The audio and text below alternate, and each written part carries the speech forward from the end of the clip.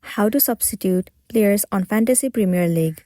It's pretty simple and a quick process, so without any further delay, let's jump right into the video. Start by moving into your application Premier League or Fantasy Premier League. Enter your login credentials and make sure that you are logged into your specific account. Once you have been logged in, at the bottom, head over to Fantasy. And then tap on Pick Team at the very top. It will show you all the players and the team that you have formed. If you want to substitute any of the player, then all you gotta do is simply click on the player that you want to substitute. At the bottom right corner, click on Substitute. Now choose the player which you want to substitute with. Let me click on this one for now.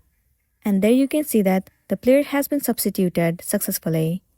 Tap on Confirm at the top right corner. So that's a wrap for this video. If this video helped you, give it a like and check out our next tutorial. Thank you.